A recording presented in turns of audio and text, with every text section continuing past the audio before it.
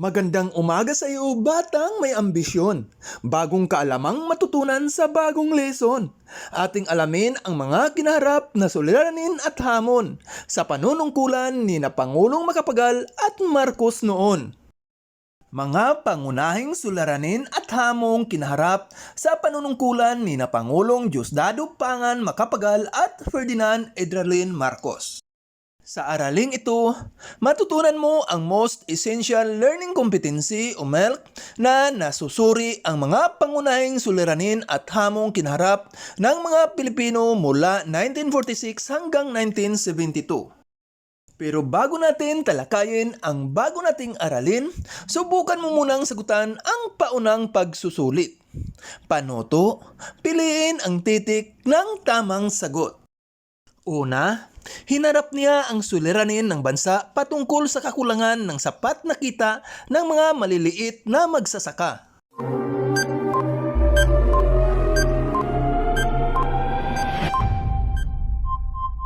Pangalawa, umabot ng mahigit 20 taon ang kanyang panunungkulan bilang Pangulo ng bansa.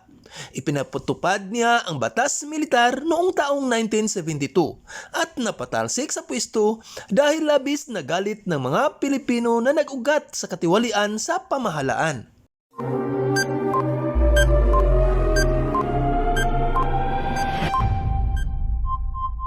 Pangatlo, alin sa mga sumusunod na suliranin noon ng bansa sa panahon ni Pangulong Macapagal ang hindi niya kinaharap?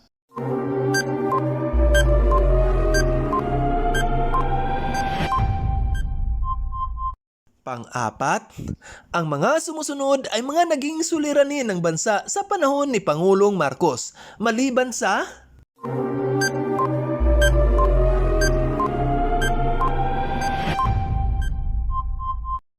At panglima, bakit napatalsik sa pwesto si Pangulong Marcos sa pagkapangulo ng bansa noon?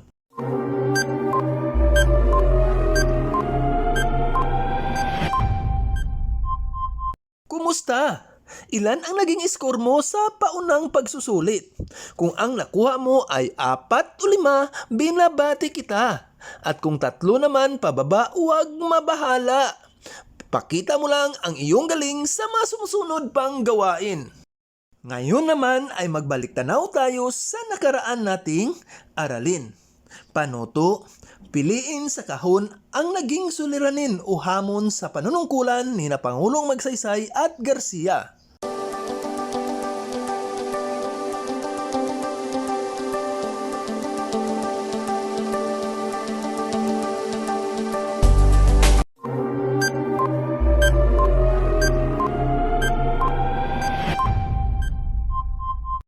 Kumusta?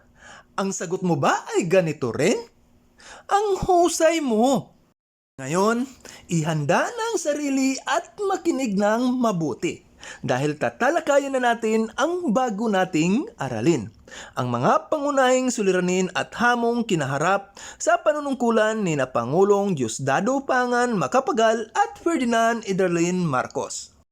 Sa kabila ng sakripisyo ng ating mga ninuno upang iangat ang ating bansa mula sa kahirapan pagkatapos ng matinding digmaan, napakarami pa ring mga suliranin at hamong kinakaharap ang ating mga pangulo at iba pang mga pinuno sa ating bansa.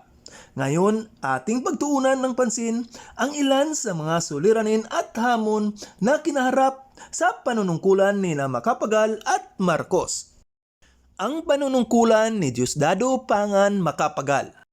Tinagurian si Diosdado P. Macapagal bilang batang mahirap mula sa Lubao dahil anak siya ng isang mahirap na magsasaka. Isinilang siya sa San Nicolas, Lubao, Pampanga noong Setyembre 28, 1910. Ang kanyang mamagulang ay sina Urbano Macapagal at Romana Pangan. Ilan sa mga suliraning kinaharap ng Administrasyong Macapagal ay ang mga sumusunod.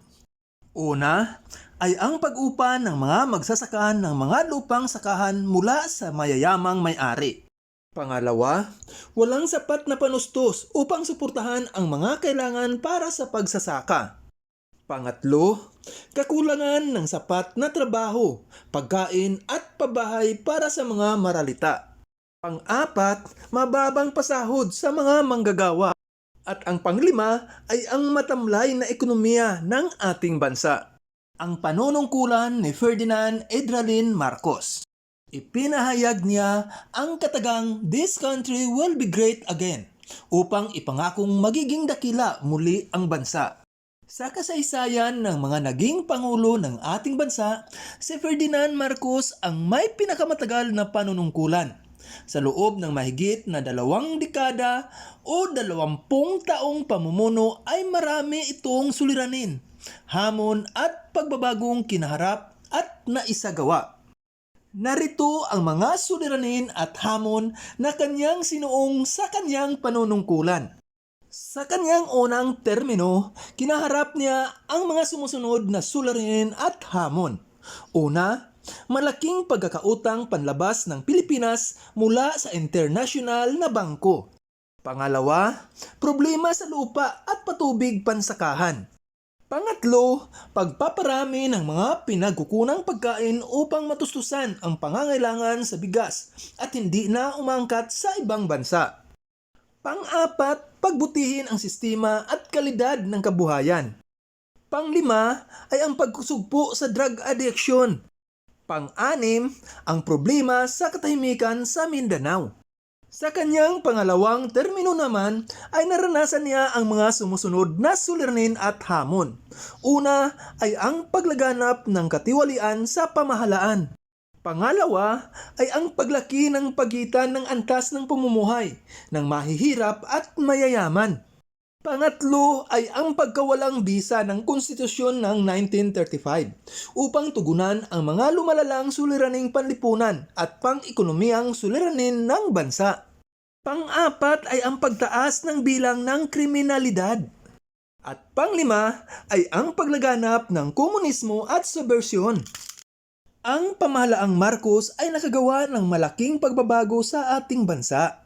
Sa pagitan ng taong 1972 hanggang 1979, nalasap ang pinakamagandang kalagayan ng ekonomiya sa bansa mula noong 1945. Ngunit ang sumunod na pamamahala ay nabahiran ng malawakang katiwalian at korupsyon. Ang patuloy na kaguluhan ay nagbunsod ng marami pang kilos protesta na humantong sa pagpapasabog ng granada sa Plaza Miranda. Lumubha ang kaguluhan na nagbunsod ng pagdideklara ng batas militar sa bansa. Ngayong natalakay na natin ang ating aralin, bibigyan kita ng ilang mga gawain na magpapalawak pa sa iyong natutunan. Para sa unang gawain, punan ng wastong impormasyon ang chart. Isulat ang mga naging suliranin ni Diosdado Macapagal at Ferdinand Marcos habang sila ay nanunungkulan noon bilang Pangulo ng bansa.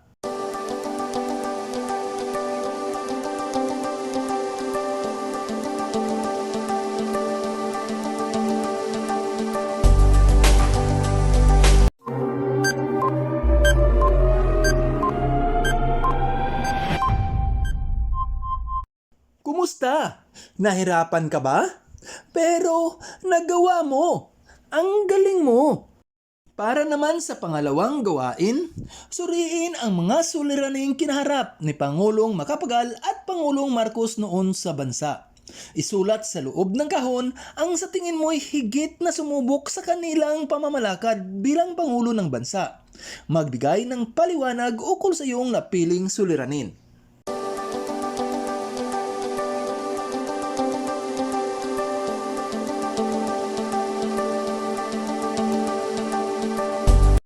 Kumusta? Mahirap ba? Pero kayang-kaya, di ba? Binabati kita at matagumpay mong nagawa ang mga gawain. Batid ko na lubos mo nang naunawaan ang ating aralin. Lagi lang tandaan na kabilang sa mga tungkulin na kinakaharap ng bawat Pangulo ng bansa ay ang pagharap ng mga suliranin ng bansa. Mga suliranin na kinaharap ni Pangulong Diosdado Macapagal. Una, pagmamalabis ng mga may-ari ng lupain sa mga maliit na magsasaka. Pangalawa ay ang walang sapat na panustos upang suportahan ang mga kailangan para sa mga magsasaka. At pangatlo ay ang kakulangan ng sapat na trabaho, pagkain at pabahay para sa mga maralita. At pang-apat ay ang mababang pasahod sa mga manggagawa. At ang panglima ay ang matamblay na ekonomiya ng ating bansa. Mga suliranin na kinaharap ni Pangulong Ferdinand Marcos. Una ay ang paglaganap ng katiwalian sa pamahalaan. Pangalawa ay ang paglaki ng pagitan ng antas ng pamumuhay ng mahihirap at mayayaman. Pangatlo ay ang paglaganap ng mga ipinagbabawal na gamot. Pang-apat ay ang pagtaas ng bilang ng kriminalidad. At panglima ay ang paglaganap ng komunismo at subversyon. Ngayon, maaari mo na rin sagutan ang iba pang bahagi ng module, gaya ng pag-alam sa mga natutunan, pangwakas na pagsusulit at ang pagninilay. Muli, ito si Maestro Todeo na laging nagsasabi, mag-aral ng mabuti sa pagkakaroon ng magandang kinabukasan, iyan ang susi. Maraming salamat, ingat kayong lahat.